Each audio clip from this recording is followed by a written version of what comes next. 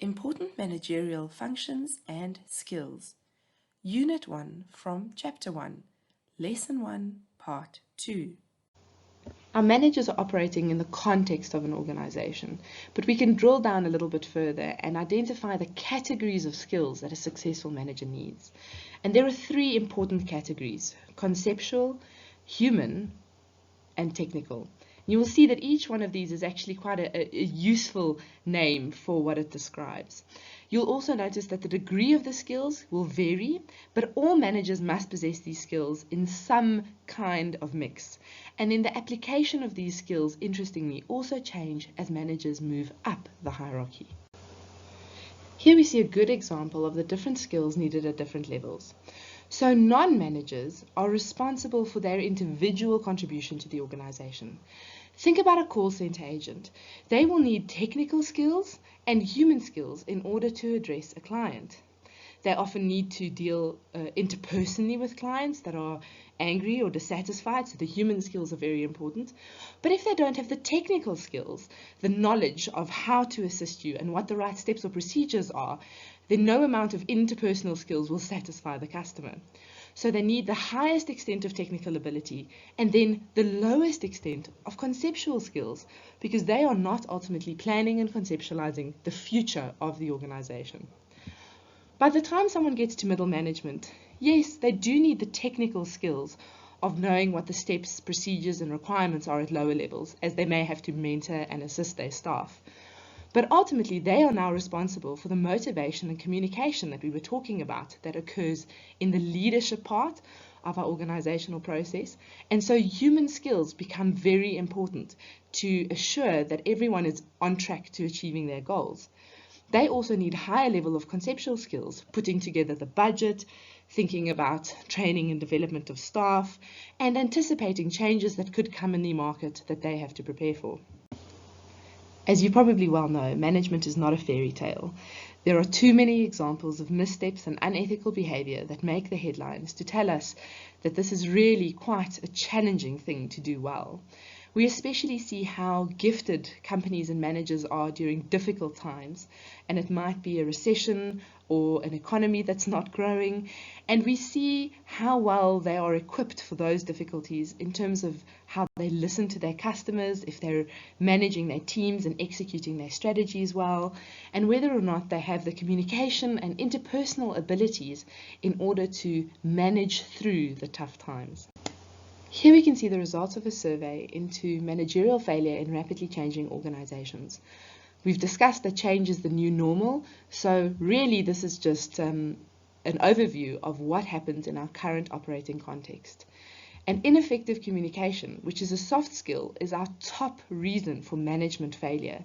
You will see other things that align with soft skills that also relate to our motivation and communication. So there could be a poor work relationship, the manager's not able to clarify direction, that links to planning, failure to adapt and break old habits, so struggling to innovate.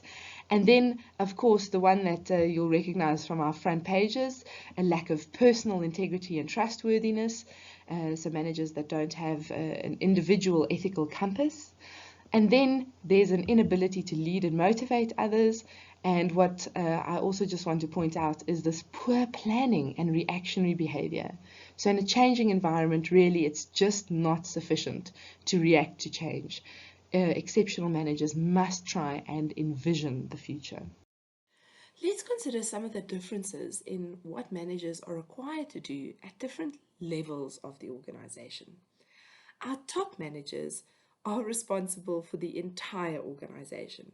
So they are the ones that have to conceptualize about an unknown future, conceive strategies, decide if the business is going to enter new countries, launch new products, diversify, stick with their core business. And so it's a very high level, high and conceptual skill task that they have. When we move down to the middle managers in an organization, they have often at least two other levels, lower levels of managers that report to them, and we can think about them as being responsible for different business units. But it is, I just don't want to let it be lost on us the importance of these middle managers. If they are not sure what the strategy is and what their part of the strategy is, how they need to execute it, then the organization will never achieve its grand visions.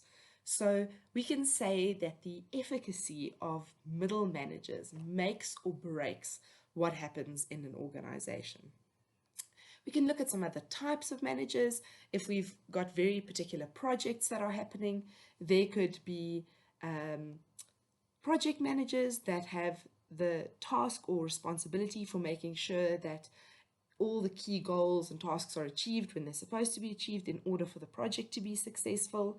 Our first line managers, they are far lower in our hierarchy, and they are essentially responsible for the day-to-day things that need to happen in the organization. So if it's a manufacturing company, then there are certain amounts of goods that need to be manufactured at a certain level of quality every single day, and that is the responsibility of first line managers.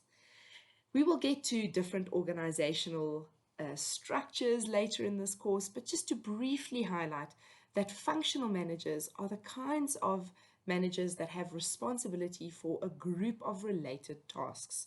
So we would, for example, group all of our marketers into one department, and the marketing manager is a functional manager. Then our general managers, these could be at various layers throughout the organization and would have responsibility for several different departments. Let us consider some of the management levels we've just discussed represented as a hierarchy in an organization. The top managers are at the top of our organizational pyramid. They can have titles like president, CEO, and so we can often tell who they are in an organization by all the authority and decision-making power resting with them, and sometimes also by the titles that they are given. We have our middle managers just beneath the apex of the pyramid, and these are the kinds of managers that are in charge of business units. They could include our general managers. They could be in charge of departments. It does depend on how a particular organization is structuring their activities. But again, let's recall how important this layer of management is. And this visual representation helps us to see that, because the top management is at the top of the pyramid, conceiving, looking into the future, conceiving what should be done, visualizing what the organization would need to do and develop in order to be in business in the future and to be a sustainable organization. And right beneath them are our middle managers that have to translate this vision, this perhaps grand plan for the future, into bite-sized, doable chunks and translate that to all the lower levels of the organization so that this can actually be achieved. Beneath that, we've got our functional layer of managers, also referred to as our first line managers, in charge of the kind of functions in organization that we would recognize: sales or accounting, marketing, research and development, and not to get into structures, but those are often the kind of managers that have more day-to-day responsibilities for the output of the organization that is adding value. The bottom layer of the pyramid are our team leaders and non-managerial employees. There are normally far more first-level employees than senior employees, and we can see that just from the shape of our pyramid. The apex is small and the bottom of the pyramid is of course much larger. So these are the people that make it happen on a day-to-day basis so that the organization can do what it's intending to do in the long term. Of course, they can only be contributing to that strategy or vision to the extent that middle managers have clearly articulated, broken down, communicated what needs to be done by each of these individuals. Perhaps you've already had the opportunity to step into a management role, or perhaps it's one of your goals. And what often precedes that promotion is that as an individual in the organization, you're a good performer. And so they want to escalate that performance to management level. But it's quite a transformation going from an employee to a manager, because it means that it changes from what you can personally do and achieve in your own capacity to the extent to which you can coordinate the achievement and excellence of others. Many new managers think that they're going to have a lot of authority to make the changes that they've always wanted, and find that it's not quite so easy. And what we can see is that managers that are successful build and empower their teams. They build a personal network of contacts in and outside the organization, and often that transformation of going from being an individual employee to a manager feels like a trial by fire. To emphasize some of the changes you'll see in going from an individual performer to a manager, you'll notice that you move from doing very specific tasks to very diverse tasks. It also changes in your performance development meetings, for example, about being your own effort versus how you've motivated and inspired others to do the work that needs to get done. So it changes from you being an individual actor in the organization to how effectively you are building a network and enabling and motivating people to do what needs to be done. You also go from working independently and really controlling the pace and nature of your output to having to work very interdependently with other people in the organization. Making the shift from individual excellence to being a manager that has to gain that excellent behavior from subordinates is quite challenging, and it is always prudent before facing challenges to consider what you are letting yourself in for. There are a couple of things that might seem very self-evident, but are worth thinking about and discussing.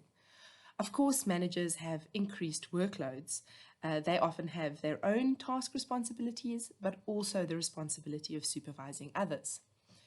Some of the other challenges that can arise is the management that you're doing is actually of former peers, and there might be all sorts of interpersonal delicate situations and challenges that come with this career opportunity.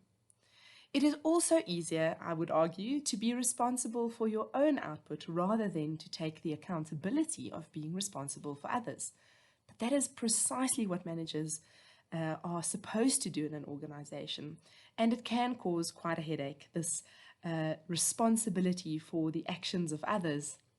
And therefore, when we look at organizing and the aspects of having the responsibility or delegating and authority and accountability, it does make a lot of sense that in order for managers to be efficient, they also need the right level of superiority to direct the actions of others. A lot of these aspects can lead to the manager feeling as if they are caught in the middle. They might not be able to live up to all of their ideals that they hope to achieve, especially at first in their managerial role, and they are now giving possible friends and peers directions and instructions and having to bring down the whip if things are not going according to plan. There have been several studies to identify what managers actually spend their time doing. And everyone agrees that being a manager is very much about multitasking. A recent study by Harvard and the London School of Economics found that the average CEO spent only 6 hours a week working by themselves.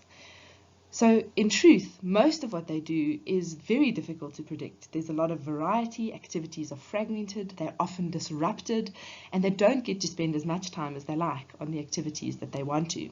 In fact, they often spend less than 9 minutes on most activities, and that was a key finding by Henry Mintzberg. So managers have to shift gears very quickly. 1 minute they're working on something that's very important and critical to the survival of the organization, and the next minute they could have to focus on something that seems quite trivial. They often have to work at an unrelenting pace, very long hours, be used to being disrupted, and often feel like they're playing catch up and not quite getting ahead of the curve.